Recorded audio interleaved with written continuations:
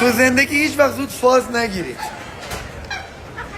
با این گل اومده خانما، با این گل اومده، ما رفتیم فوری جلو سلام اینا گل گرفتیم. اون چرا زحمت کشیدیم؟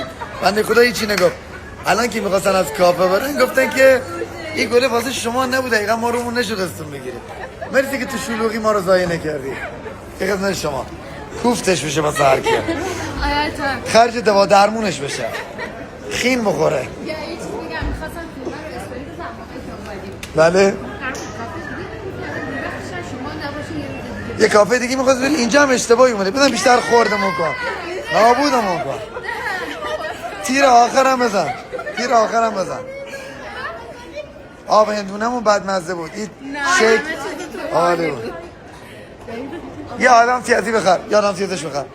یه آدم سیازش بخر، سریع بخر که استوریش میکنم. ببین من